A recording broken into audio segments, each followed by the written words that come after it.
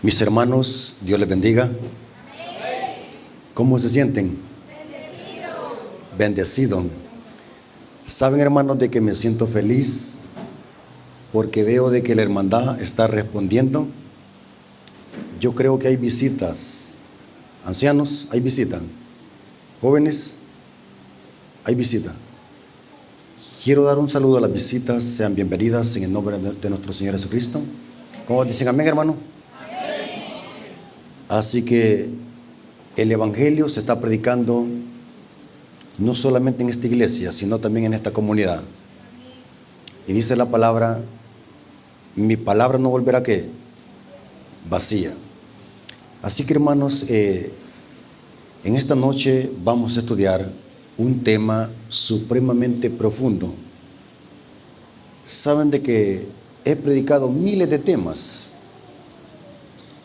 pero este que voy a predicar hoy en esta noche es uno de los más profundos, sólidos, que tienen que ver con salvación y vida eterna.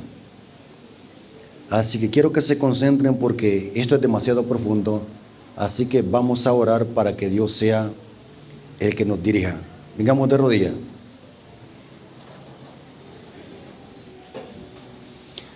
Señor bendito que estás en el cielo, santificado sea tu nombre.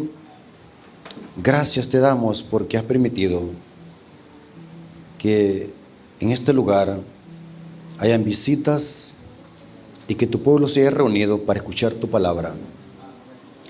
Señor, traemos hambre y sed de justicia.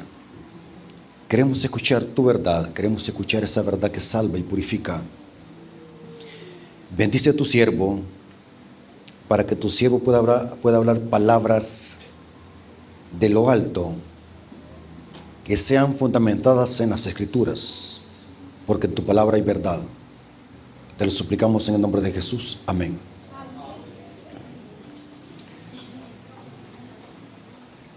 Quiero, hermanos, que tomen sus Biblias porque vamos a estudiar. ¿Cuántos han traído su Biblia? Yo aquí tengo la mía. Así que espero que la haya traído para estudiarla. Aquí no vamos a sermonear a nadie, vamos a estudiar la Biblia. Y vamos a estudiarla de una forma profunda. Noten cómo dice Juan 5, 39, 40. Juan 5, 39 al 40. Dice nuestro Señor Jesucristo: escudriñad las Escrituras, porque a vosotros parece que en ellas tenéis la vida eterna, y ellas son las que dan ¿qué? Testimonio de mí. Y dice el versículo 40: y no queréis venir a mí para que tengáis vida. En el griego es una afirmación. Cristo está diciéndole a los fariseos: ustedes dicen que escudriñan las escrituras, porque en ellas tenéis la vida eterna. Y es cierto, ellas dan testimonio de mí. Pero los fariseos, a pesar de que tenían las escrituras, en este caso eran las escrituras del Antiguo Testamento, los fariseos se jactaban de conocer la ley y los profetas, pero tenían un problema.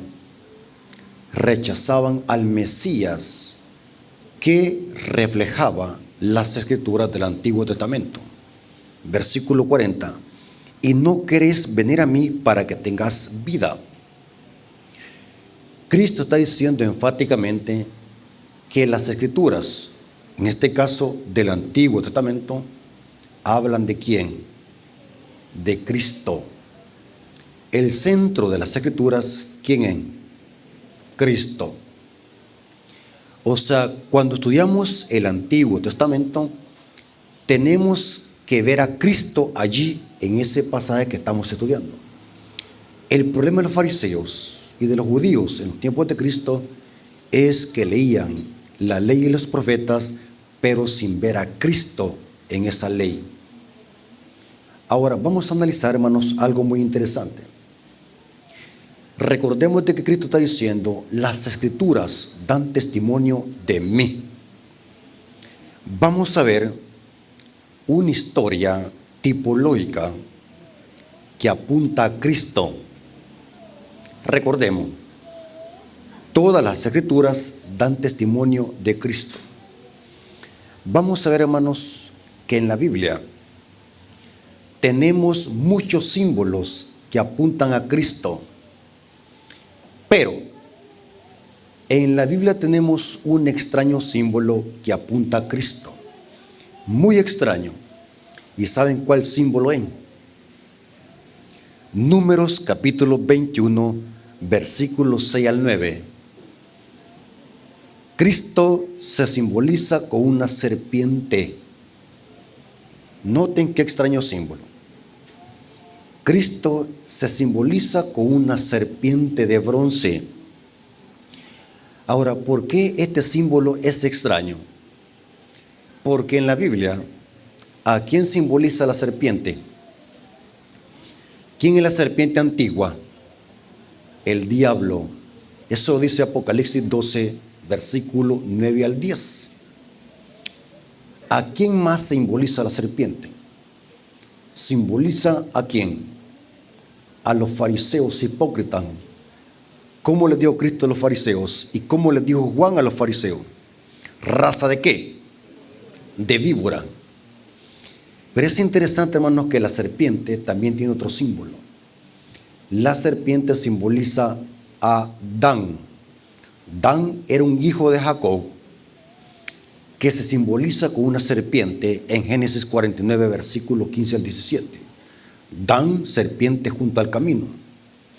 La palabra Dan significa juez.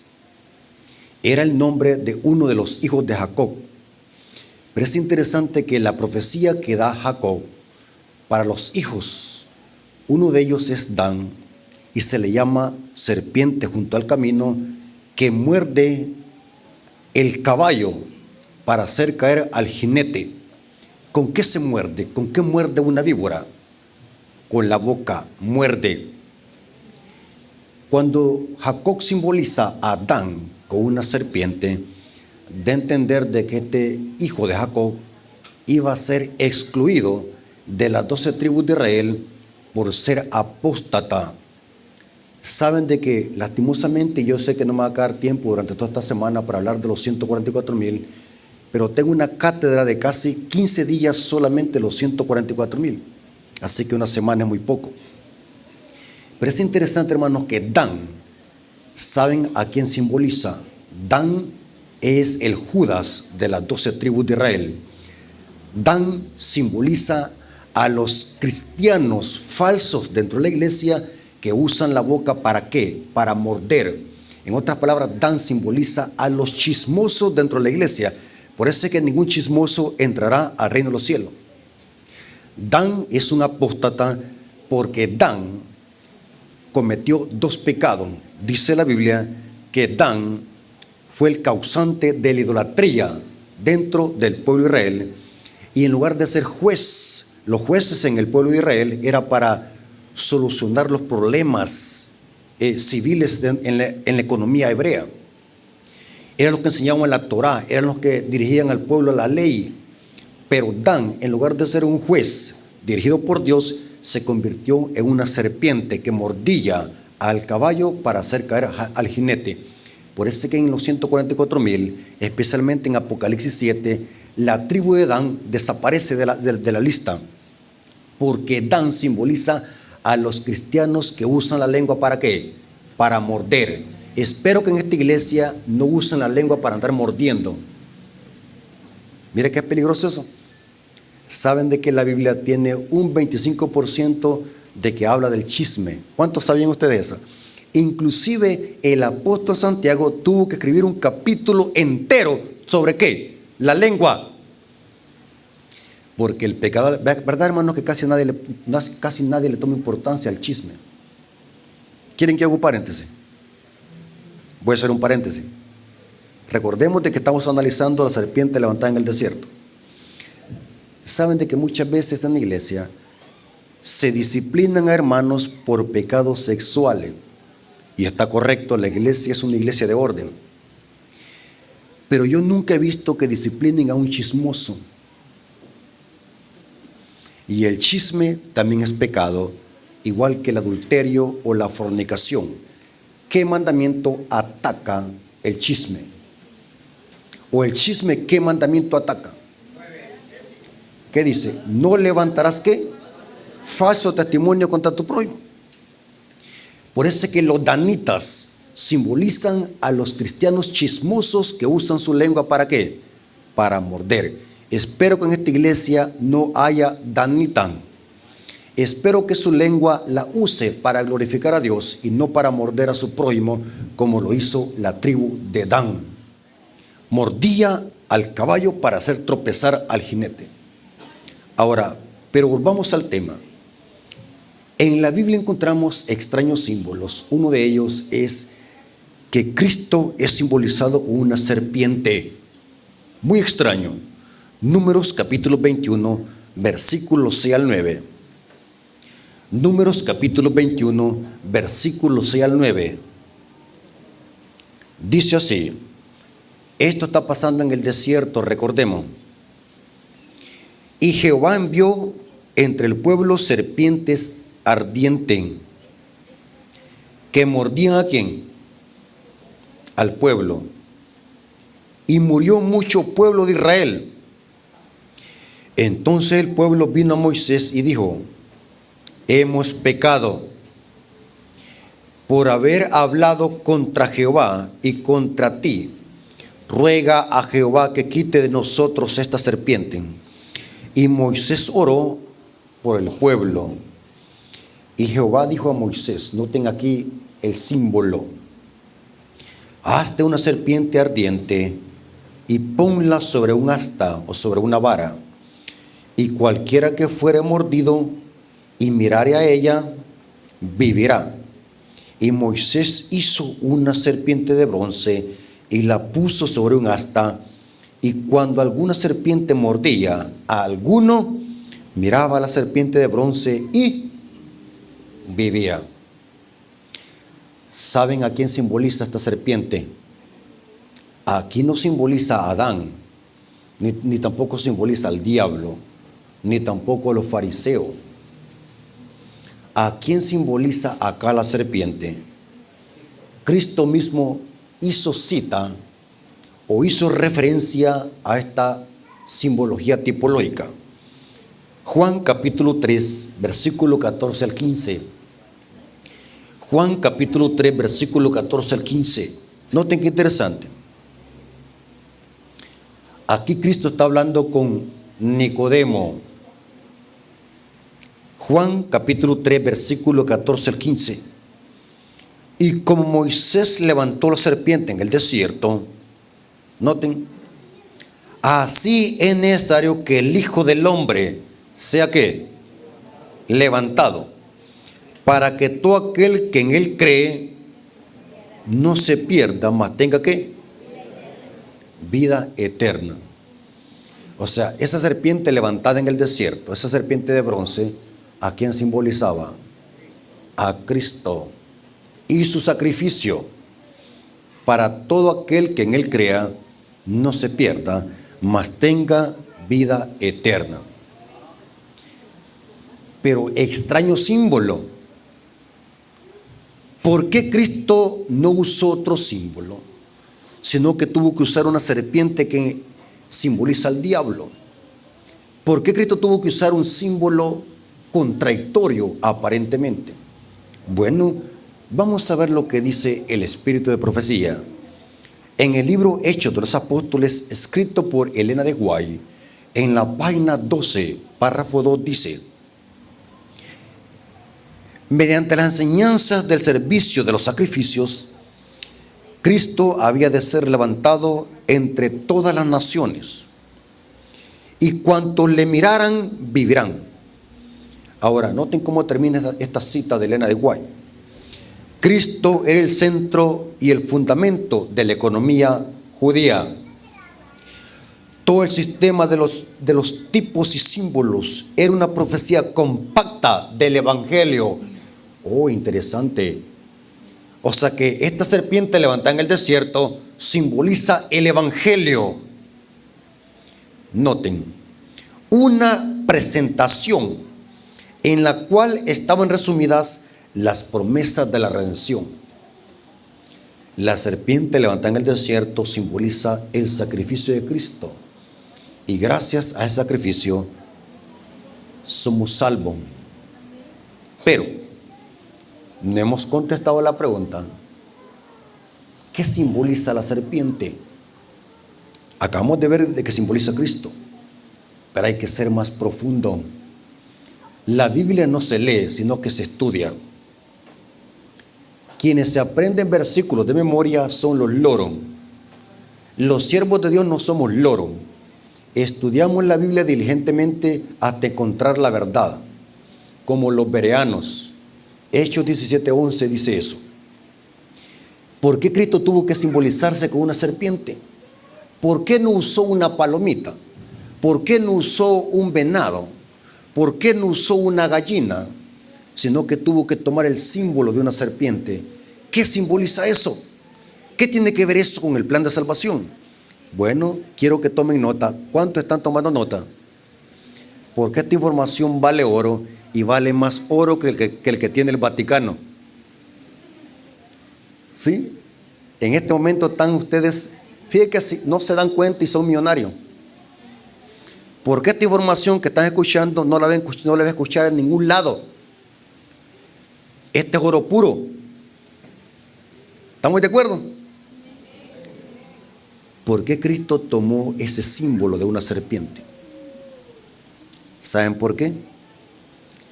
Porque Cristo iba a tomar una naturaleza humana idéntica a la del hombre caído, para poder vencer al diablo en su propio terreno.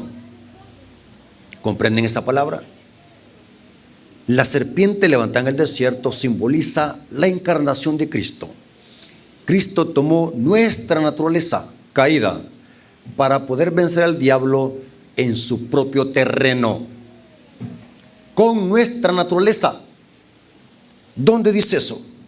Romanos 8, versículo 3. Noten qué interesante.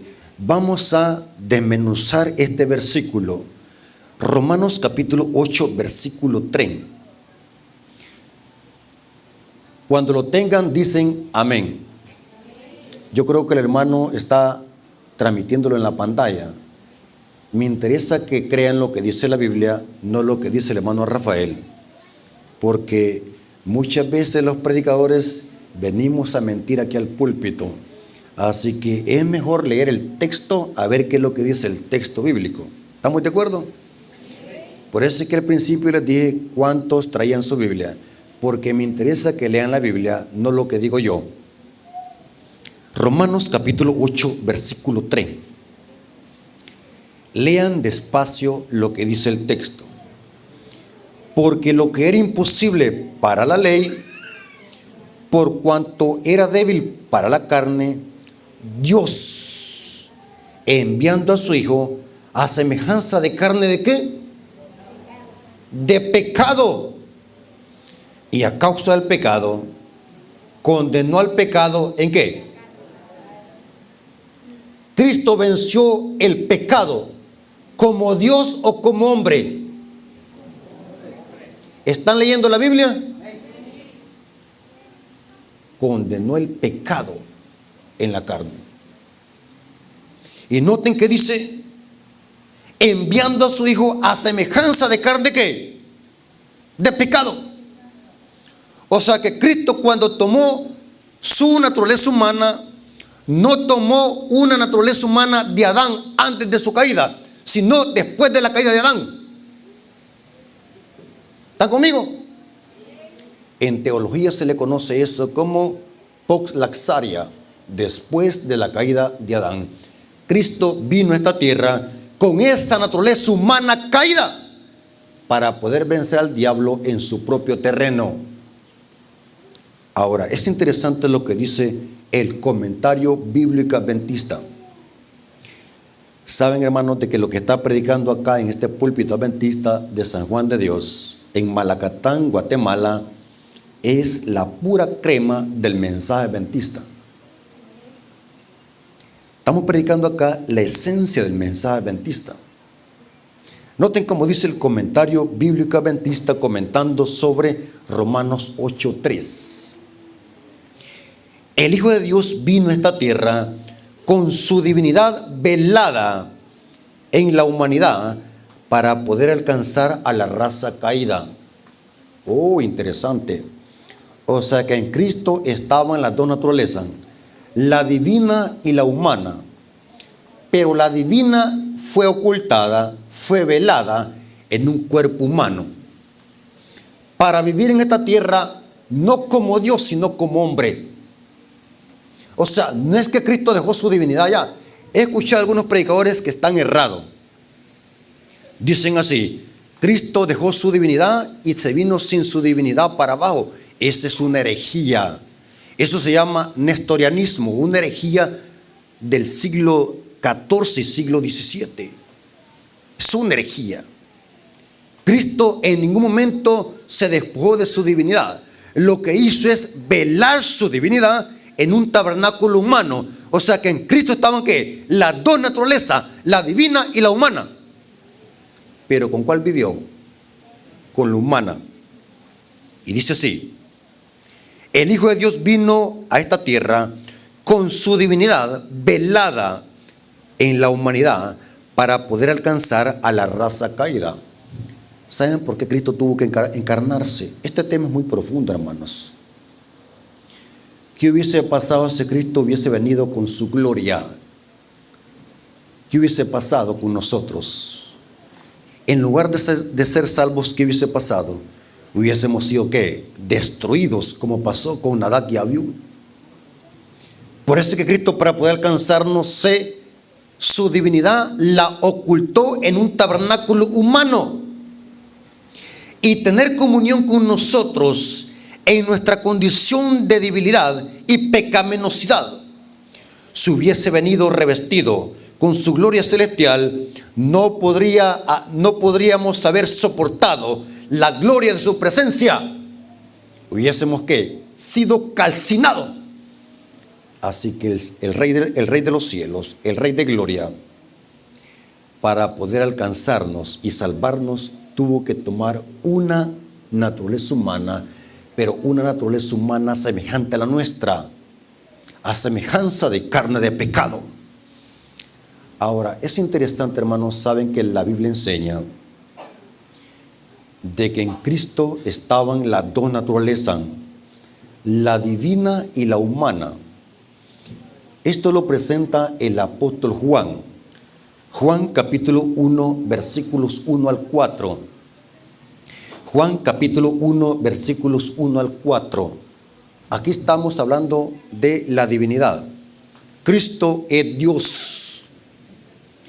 Cristo posee los mismos atributos que el Padre. Cristo es Dios. Dice Juan: en el principio el verbo. Esta palabra verbo es del griego koine logos, que se puede traducir palabra. En el principio era el verbo, y el verbo era con Dios, y el verbo era ¿qué? Dios. Pregunto, ¿Cristo es Dios? Sí. Y el verbo era Dios. Este era en el principio con Dios. Todas las cosas por Él fueron hechas, y sin Él nada de lo que ha sido hecho fue hecho. En Él estaba la vida, y la vida era la luz de los hombres. Esta es la divinidad de Cristo. Cristo es Dios con Dios. Pero ahora tenemos la humanidad. Juan 1:14, noten cómo dice. Noten la otra naturaleza de Cristo, la humana. Juan 1:14. Y aquel verbo, aquel logos, fue hecho ¿qué? Carne, y habitó entre nosotros, y vimos su gloria, como la del unigénito del Padre, lleno de gracia y ¿qué? De verdad. ¿Saben, hermanos, que esta palabra, y aquel verbo se hizo carne para habitar entre nosotros, ¿Se acuerdan, hermanos, un versículo en el Antiguo Testamento que habla similar? Donde dice Dios, y háganme un ¿qué? Un santuario para habitar ¿dónde? En medio de ustedes. Esta palabra habitar entre nosotros es la misma palabra equivalente a tabernacular. O sea, cuando Cristo bajó del cielo a la tierra, vino a hacer una tienda, un tabernáculo para poder alcanzarnos y habitar en medio de nosotros. Esta palabra habitar es tabernacular, la palabra equivalente a lo que se menciona en Éxodo 25:8. Ahora, la pregunta del millón es la siguiente. ¿Cristo se parecía a los hombres o era 100% hombre? ¿Cristo casi se parecía a los hombres o era un hombre completo? ¿Qué dicen ustedes? Era un hombre completo, porque entonces la Biblia no dijera eso. Y aquel verbo no dice se parecía a la carne, o casi se parecía a la carne, o falsificó la carne, o imitó la carne. Dice categóricamente, y aquel verbo fue hecho ¿qué? Carne. O sea que ese Dios, creador de los cielos y la tierra, se hizo carne para poder habitar con nosotros y poder alcanzarnos y así salvarnos y ser nuestro ejemplo. Ahora, es interesante lo que dice el espíritu de profecía en el libro Deseado a toda la gente, página 32, párrafo 3. Deseado a toda la gente, página 32, párrafo 3. Esta cita es impresionante, profunda y sólida. Noten lo que dice esta mujer de Dios.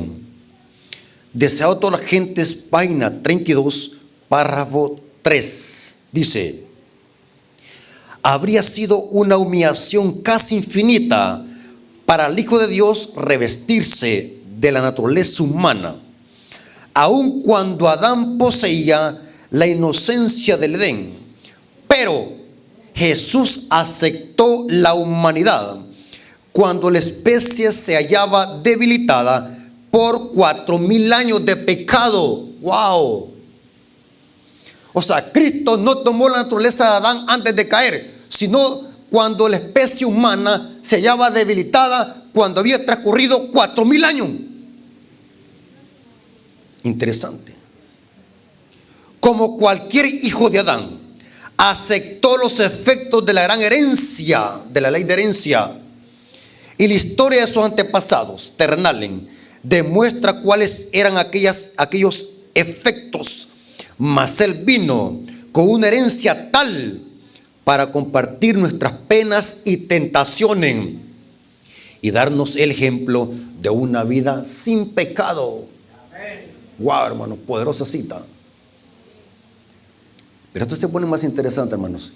Quiero hacer una pregunta. Disculpen que haga este tipo de preguntas, pero es mi forma de predicar. En la homilética usamos eso los predicadores para ver si la hermandad no está roncando, porque hay hermanos que solamente les hace falta traer la hamaca. Por eso es que pregunto muchas veces si están despiertos. ¿Están acá? ¿No se han dormido todavía? Porque necesito que esta información llegue a su corazón y a su intelecto, porque esta información vale oro. ¿Estamos de acuerdo? Si Cristo es Dios con Dios y hombre con los hombres, ¿con cuál de las dos naturalezas vivió en esta tierra? Con la naturaleza humana. ¿Estamos de acuerdo? Aquí viene otra pregunta del $1 trillón. La que hicimos anterior era de 1 millón, hoy viene de $1 trillón. Escuche. Cristo, ¿con cuál naturaleza venció al diablo? ¿Con la divina o con la humana? ¿Están siguiendo la hilación del tema? Cristo, cuando vino a esta tierra, ¿cómo venció al diablo en su propio terreno? ¿Con la naturaleza divina o con la humana? Bueno, ustedes díganme, hermano Rafael Díaz, yo quiero que me lo compruebe con la Biblia. Bueno, vamos a ver qué es lo que dice la Biblia. Porque la autoridad la tiene ¿qué? Las Escrituras. Y les doy un consejo, hermanos, de San Juan de Dios. No importa si alguien se sube aquí al púlpito con corbata y habla bien bonito y los haga llorar, pero si no les demuestra con un escrito está algo, no le crean. ¿Estamos de acuerdo? ¿Está bueno este consejo? ¿Lo agarran? Porque muchas veces solamente porque vemos a alguien con corbata, bien corbatudo, o porque habla bien bonito, decimos amén, hermano, aunque lo que esté diciendo es una gran herejía. Usted tiene que decirle, disculpe, hermano, necesito que me dé la cita. Bueno, vamos a darle la cita. Hebreos capítulo 2, versículo 14 al 18. Vamos a ver con qué naturaleza Cristo venció al diablo en su propio terreno. Cuando digo en su propio terreno, hablo del planeta Tierra. Porque este planeta Tierra fue usurpado o robado a Adán y Eva. Hebreos capítulo 2, versículo 14 al 18. Lean despacio conmigo. ¿Ya tienen el texto bíblico? Lean despacio y vayan analizando. Así que por cuanto los hijos participaron de carne y sangre, él también participó ¿de qué? De lo mismo. Diga, repita conmigo, de lo mismo. ¿Para qué? Para destruir por medio de la muerte al que tenía el imperio de la muerte, esto es al diablo. O sea, Cristo se humanizó, tomó cuerpo humano para vencer ¿a quién? Al diablo. Noten. Y librar a todos los que por el temor de la muerte estaban durante toda la vida sujetos a servidumbre. Porque ciertamente no socorrió a los ángeles, sino que socorrió a los descendientes de Abraham. Por lo cual debía ser en todo semejante a los ángeles. ¿Qué dice? Cristo como hombre era semejante ¿a quiénes? A sus hermanos. ¿Quiénes son los hermanos de Cristo? Los hermanos de Cristo, ¿quiénes son? Mi madre y mis hermanos son ¿quiénes? Dijo Cristo. Los que hacen ¿qué? La voluntad de mi Padre que está en los cielos. O sea, Cristo cuando se encarnó en esta tierra, tomó nuestra naturaleza, la naturaleza humana de sus hermanos, por lo cual debía ser en todo semejante a sus hermanos, para venir a ser misericordioso y fiel sumo sacerdote, en lo cual a Dios se refiere, para expiar los pecados del pueblo. Pues en cuanto él mismo padeció siendo tentado, es poderoso para socorrer a los que son tentados. Otra pregunta. ¿Cristo fue tentado como Dios o como hombre? ¿Qué dicen ustedes? Fue tentado como hombre, porque dice Santiago que Dios no puede ser tentado por mal. Dios no puede ser tentado. Así que el diablo tentó a Cristo como hombre. ¿Y Cristo venció qué? Como hombre. Pregunto, ¿ser tentado es pecado? ¿La tentación es pecado? ¿Qué dicen ustedes? ¿Están leyendo la Biblia conmigo, hermano? ¿Ser tentado es pecado? No. ¿Cuál es el pecado? Ceder a la tentación. La tentación no es pecado. Lo que es el pecado es ceder a la tentación. Ahora, pero es interesante, hermanos. Esto se pone más profundo, hermanos. ¿Están aquí todavía? Dice la Biblia en Hebreos 4 que Cristo fue tentado en todo según nuestra semejanza, pero sin pecado. Dice que fue tentado en todo. ¿Qué es todo? ¿Qué es todo, hermano? Todo es todo. ¿Saben de qué este tema una vez lo prediqué allá en El Salvador? Y hay hermanos que tienen la chispa encendida, hay hermanos que son vivos, que son inteligentes en la iglesia. Un hermano me preguntó, hermano Rafael Díaz, quiero hacerle una pregunta. Suelte la lengua, le digo. Quiero hacerle una pregunta, me dijo. Ahí dice que Cristo fue tentado en todo. ¿Será que Jesús fue tentado con el sexo? ¿Será que Jesús fue tentado con el chisme? Cualquier pecado que se le venga a la mente. ¿Será que Jesús fue tentado con un puro de marihuana? ¿Será que Jesús fue tentado con el no por? ¿Será que Jesús fue tentado por el alcohol, por el vicio? Y por un momento me quedé pensando, este hermano me ha hecho una buena pregunta. En ese momento mi cabeza empezó a trabajar como una computadora. Es cierto, la Biblia dice que Cristo fue tentado en todo. Y todo es todo. Ahora, es importante comprender qué significa la palabra todo. Escuchen lo que les voy a decir, hermanos. Esto es demasiado profundo lo que voy a decir. Escuchen. ¿Qué significa que Cristo fue tentado en todo? Les explico. Voy a usar un ejemplo mundano para recalcar este punto.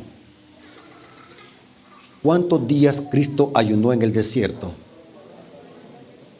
40 días, sin comer ni beber agua. ¿Saben qué significa no comer 40 días? Yo así como estoy de flaquito, en 3 días me muero. Sí, no aguanto. 3 días estoy ya dando las 12. 40 días. Ahora, vámonos al ejemplo mundano. Supongamos que alguien está en una isla naufragando. Un hombre naufragó en una isla y habían pasado 40 días sin comer ni beber agua, porque el agua salada no calma la sed. 40 días, ya estaba dando las 12 en la isla. Y de repente, allá a lo lejos ve un barco que viene acercándose. El barco llega a la playa y del barco, ¿saben quién se baja?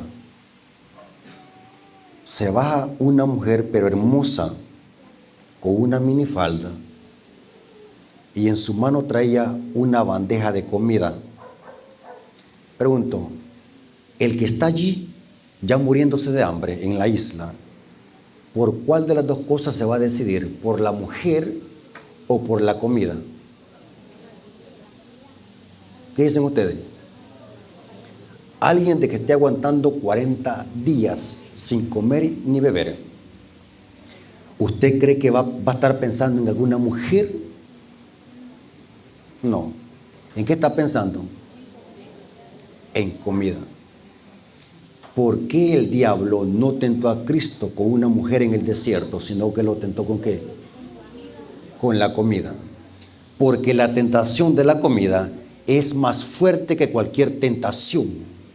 Y el que vence en la tentación más grande, automáticamente vence en las tentaciones menores. Y en ese sentido, Cristo venció en todas, fue tentado en todo. Porque al vencer en la tentación de la comida, automáticamente venció en las menores tentaciones. Eso significa que fue tentado en todo. Porque la tentación de la comida es más fuerte que cualquier tentación. El diablo hizo caer a Adán y a Eva. ¿Por qué? Por la comida. Interesante. Ahora, quiero que se concentren, hermanos. Saben de que Cristo en esta tierra vivió como hombre, pensó como hombre, y los milagros que hizo, todos los hizo como hombre. Interesante.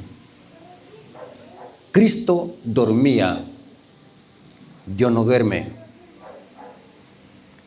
Cristo le daba hambre, a Dios no le da hambre. Cristo lloraba, Dios no llora. Cristo tenía que preguntarle a la gente cosas para poder saber. Dios no necesita preguntar algo para saber.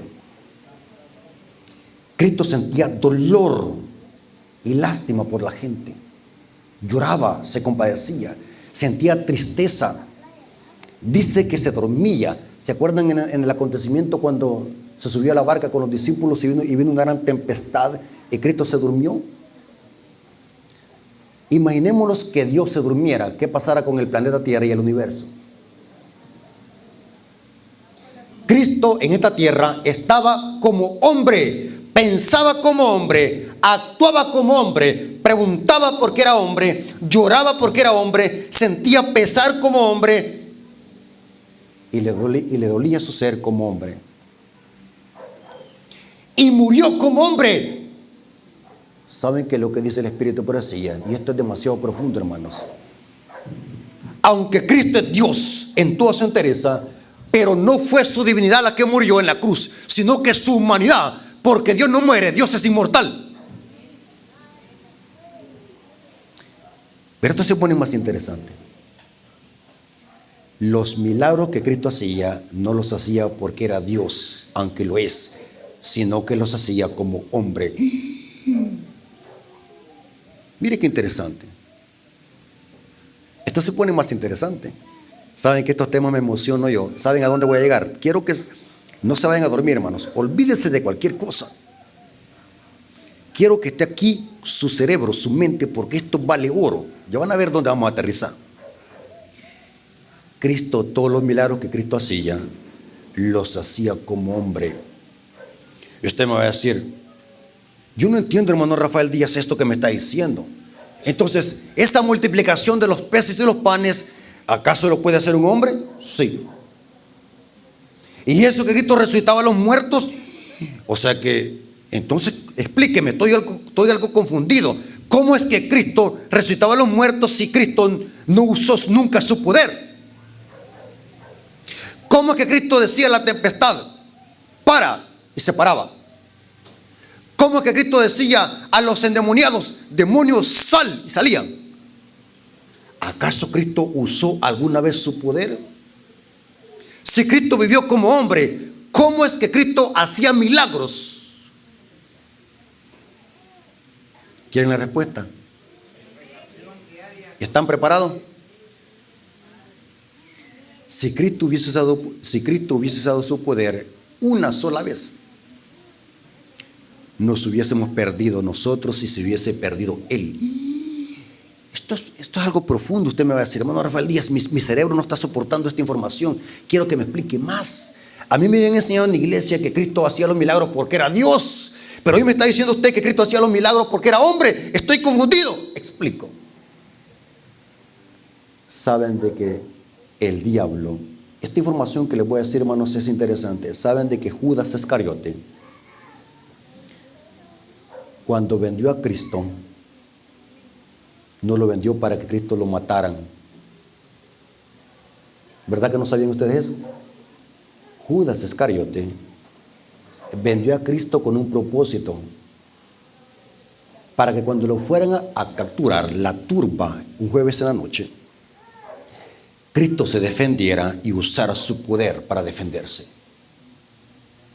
Y así Cristo se sentara en el trono de David y gobernara. Y dijo Judas, si Cristo se defiende y saca su poder, me va a dar un puesto grande para ser tesorero en su reino. O sea, cuando vio Judas que todo le estaba saliendo mal, que iban a matar a Cristo, Judas dijo, no, mi plan no era este. Y se fue a tirar las monedas de plata a los pies de los fariseos hipócritas. O sea que el diablo está usando a Judas para que Cristo usara su poder. Y saben que cuando el soldado dice que le pegó una gran cachetada, dice el espíritu de profecía que Cristo se sintió tentado a usar su poder, pero no lo usó. El diablo quería que Cristo usara su poder en lo más mínimo, para después el diablo decir, hey, me hiciste trampa. ¿Sabe qué quiere decir esto? Cristo tenía que vencer al diablo como hombre para ser nuestro ejemplo. Si Cristo hubiese usado su poder, estuviésemos perdidos. Les pongo otro ejemplo. ¿Saben cómo es esto del plan de salvación? ¿Conocen ustedes a Superman? Superman, ¿quién es? Un hombre fuerte, va, que vuela. Supongamos un ejemplo. Supongamos de que Superman entra acá a la iglesia de San Juan de Dios, así bien musculoso como yo, va. Entre y nos diga: síganme, y salga volando. ¿Cómo lo voy a seguir yo? Yo no puedo volar. Pero si Superman viene y nos dice: síganme, y empieza a caminar, ahí sí lo voy a poder seguir, si camina. Pero si vuela no lo puedo seguir, porque yo no puedo volar. Cristo, al humanizarse, estaba demostrando, escuchen adventistas, estaba demostrando que todo hijo de Adán, por débil que sea, si se toma de la mano de Dios y del poder de Dios, va a poder vencer el pecado como lo hizo Cristo. El secreto del poder de Cristo no estaba en Él mismo, sino en el poder del Padre. Saben de que no era Cristo que hacía los milagros, sino que el Padre haciéndolos a través de Él. Cristo nunca usó su poder. Todos los milagros que Cristo hacía era el Padre haciéndolos a través de Él. Usted me va a decir: esto me suena algo extraño. Pero Cristo dijo: yo soy la resurrección y la vida. El que cree en mí, aunque esté muerto, vivirá. Pero saben, hermanos, que no fue Cristo que se resucitó a sí mismo. ¿Saben quién lo resucitó? El Padre. Este mandamiento lo recibí ¿de quién? Del Padre. Todo lo que Cristo hacía en esta tierra, todo lo que Él sabía, todos los milagros que Cristo hacía, era porque el Padre estaba en Él. Usted me va a decir: hermano Rafael Díaz, quiero que me lo compruebe. Dígame, que lo compruebe con la Biblia. Bueno, vámonos a la Biblia. Juan 5:19. Juan 5:19. Noten cómo dice. Juan 5:19. ¿Ya se durmieron, hermanos? ¿Saben de que siempre, saben por qué me quedó ese hábito de preguntar si ya se durmieron? ¿Saben por qué? Una vez fui a una iglesia a predicar. Una hermana estaba bien dormida. Yo me acuerdo que estaba predicando el trigo y la cizaña, y yo hago una pregunta a la congregación: hermanos, ¿cuántos quieren irse con el diablo? Y la hermana, medio dormitada, se levantó y dijo: yo me quiero ir. El peligro de dormirse, hermanos. Eso es peligroso, dormirse. Inclusive dice el Espíritu Profecía que cuando alguien se duerme en el culto, es el diablo que está operando en él para que no reciba el mensaje que le va a ayudar en su vida espiritual. Juan capítulo 5 versículo 19. Noten cómo dice Juan capítulo 5 versículo 19. Respondiendo entonces Jesús y le dijo: de cierto digo, que no puede el Hijo hacer nada por sí mismo, sino que, sino lo que ve hacer el Padre, porque todo lo que el Padre hace, también lo hace el Hijo igualmente. O sea, que no era Cristo que hacía las cosas, sino que el Padre que a través de Él. Juan 5:30. Ahí mismo en el mismo capítulo, en el versículo 30, Juan capítulo 5, versículo 30. ¿Lo tienen conmigo? No puedo yo hacer nada por mí mismo. Noten. Según oigo, así juzgo. Y mi juicio, ¿qué dice? Es justo.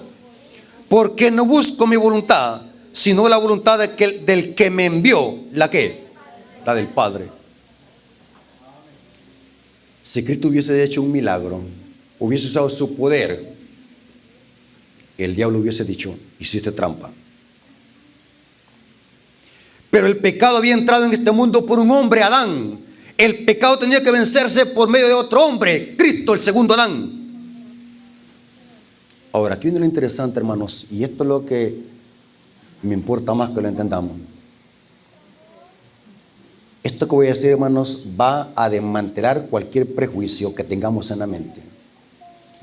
Cristo venció y obedeció como Dios o como hombre. Cristo obedeció como Dios o como hombre. ¿Qué dicen ustedes? Tuvo que haber obedecido como hombre. ¿Saben qué dice la Biblia? Que Cristo era fiel, obediente a los mandamientos del Padre. Cristo venció como hombre, obedeció como hombre y murió como hombre. El secreto del poder de Cristo, ¿dónde estaba? En el Padre. Ahora, aquí viene lo interesante. ¿Será que nosotros podemos tener ese poder que Cristo tenía? ¿Qué dicen ustedes, hermanos? ¿Por qué Cristo nunca pecó? Pregunto, ¿creen ustedes que Cristo podía pecar si Él quería? ¿Sí? ¿Podía ceder a la tentación si Él quería? Sí. Porque entonces no fuese tentación, si no hay posibilidad de ceder. Pero ¿por qué Cristo venció? ¿Por qué Cristo nunca pecó? Otra pregunta, esta pregunta es más delicada. ¿Será que se puede vivir sin pecar en esta tierra? ¿Qué dicen ustedes, adventistas? ¿O será que han escuchado otro tipo de mensajes diferente a este? ¿Será que en esta tierra se puede vivir sin pecar? Sí, Cristo lo demostró. Y ese es el evangelio bíblico, este es el evangelio bíblico que nos muestra Cristo. Al humanizarse demostró que se puede obedecer la ley y se puede vivir en esta tierra sin pecar. Ahora, este hermano Rafael Díaz puede decir a alguien, lo siento, como algo fanático, porque esto para mí es nuevo, para usted, pero no para la Biblia. ¿Qué dice Filipenses 4:13? Casi todo lo puedo en Cristo que me fortalece. ¿Verdad que se dice? ¿Qué dice Apocalipsis 14:12? Aquí está la paciencia de los santos, los que están tratando de guardar los mandamientos, o los que casi guardan los mandamientos. ¿Saben cuando le preguntan a un hermano, hermano, ¿y usted guarda los mandamientos? Fíjate que estamos tratando. Es porque sabe cómo está su vida espiritual. Estamos tratando. Pero el texto dice, los que guardan los mandamientos. Pregunto, ¿se puede guardar la ley? ¿Se pueden guardar los mandamientos? ¿Cuál es el secreto? La conexión con el Padre. Por eso que Cristo nunca pecó. Por eso que Cristo venció al diablo. Porque el secreto estaba en la estrecha comunión con el Padre. Voy a leer estas citas, hermanos. Estas citas necesito que las leamos. Si alguien quiere este material, yo se lo puedo mandar, hermanos. Esta es una joya. Biblia y espíritu de profecía. Quizás, hermanos, vamos a estar haciendo eso. Que la hermana que controla la computadora le va a estar dando los sermones y las citas para que las pueda proyectar allí, para que las puedan leer. ¿Estamos de acuerdo? Noten cómo dice Mensajes Selectos, tomo 3, página 57, párrafo 3.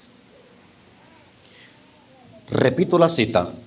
Mensajes Selectos, tomo 3, página 157, párrafo 3. Si Cristo hubiera tenido poder especial que el hombre no tiene el privilegio de poseer, Satanás se hubiera valido de ese argumento. La obra de Cristo refutaría las afirmaciones de Satanás de que él dominaba al hombre. El Señor podía hacer esto solamente de la manera en que lo hizo como hombre, tentado como hombre, prestando la obediencia como hombre. O sea que Cristo venció al diablo como hombre. Le demostró a todo el universo que sí se puede obedecer. Porque el diablo decía, delante de los habitantes de los mundos no caídos y ante el Sanedrín universal que la ley de Dios no se puede guardar, Cristo vino a desmentir al diablo en esta tierra, que sí se puede obedecer la ley como hombre. Esto se pone más interesante. Noten cómo dice: Mensajes Selectos, tomo 1, página 477, párrafo 2. Si no hubiera tenido la naturaleza del hombre, no podía ser nuestro ejemplo. Si no hubiera sido partícipe de nuestra naturaleza, no podría haber sido tentado como lo ha sido el hombre. Si no le hubiera sido posible rendirse ante la tentación, no podría ser nuestro ayudador. Fue una solemne realidad que Cristo vino para reñir la batalla como hombre. En lugar del hombre, su tentación y victoria nos dice que la humanidad debe copiar al modelo. El hombre debe llegar a ser partícipe de la naturaleza divina. Si ustedes escuchan a un predicador que dice que la ley no se puede guardar y que nadie puede dejar de pecar, la voz de quien está escuchando, del diablo. Y no importa qué corbatú sea, es la voz del diablo. Hermano, eso de estar predicando que hay que dejar de pecar, eso es fanatismo, hermano. Nosotros no podemos dejar de pecar. Vamos a pecar hasta que Cristo venga. Nadie puede vencer el pecado. Eso lo hizo solamente Cristo, porque era Dios, la voz del dragón. Interesante, hermano. Mensajes Selectos, tomo 3, página 58, párrafo 2, dice: la obediencia de Cristo a su Padre era y es la misma obediencia que se requiere del hombre.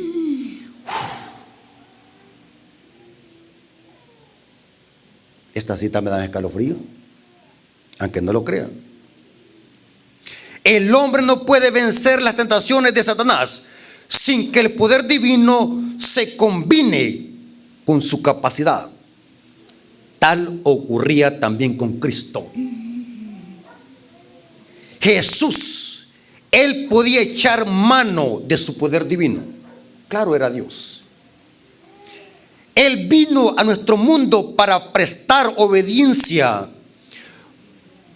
Noten, no como un Dios menor a otro mayor, sino como de un hombre que debía obedecer la santa ley de Dios y de esta manera ser nuestro ejemplo. Ahora, ¿por qué muchas veces aquí está el secreto de la victoria sobre el pecado? ¿Saben por qué nosotros pecamos, hermanos? Según lo que estamos estudiando. ¿Por qué cuando los bautizamos hacemos un pacto, levantamos la mano cuando el pastor nos hace la promesa? Usted promete serle fiel a Dios. ¿Y cuántas veces hemos caído después de que los bautizamos? Porque no hemos comprendido cuál es el secreto del poder de la victoria sobre el pecado y sobre nuestras debilidades. ¿Saben por qué nosotros pecamos?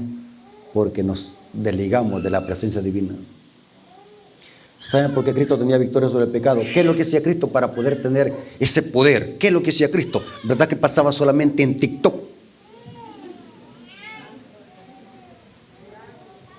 ¿Saben por qué Cristo decía, cuando platicaba con los fariseos, decía, escrito está? Por mucho tiempo yo creía de que Cristo cuando nació como bebé traía la Biblia en la mente, pero después descubrí de que Cristo no traía la Biblia en la mente, la aprendió de su madre humana, María. Cristo aprendió de sus padres, de José y María. Inclusive la Biblia dice que Cristo aprendió la obediencia. Hebreos capítulo 5, versículos 7 al 8, para demostrar que todo hijo de Adán, por muy débil que sea, si se somete al poder divino, va a poder vencer como Cristo venció. Y ese es el evangelio del cielo. ¿Cuál fue el secreto de la victoria de Cristo? ¿Por qué Cristo tenía ese poder? ¿Saben qué hacía Cristo? ¿Queremos tener victoria sobre nuestras debilidades, hermano? ¿Saben cuál es el secreto? La oración. ¿Qué otra cosa Cristo hacía? ¿El estudio qué? De la palabra de Dios. Se alimenta ¿qué otra cosa hacía? Cristo se encerraba en 4 paredes a oír solamente sermones. ¿Verdad que Cristo solamente eso hacía? ¿Qué hacía? Predicando el evangelio.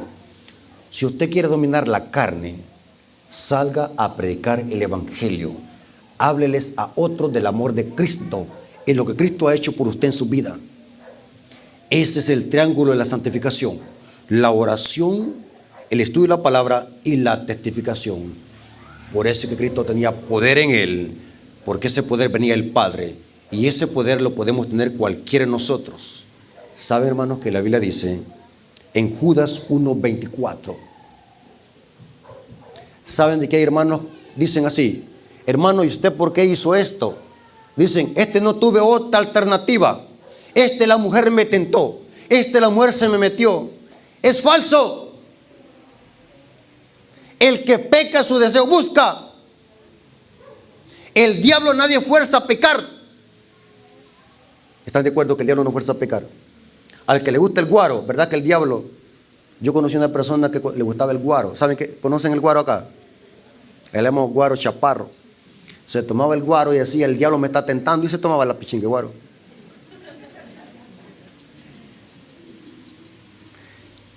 El pecado es una decisión. El diablo a nadie fuerza a pecar.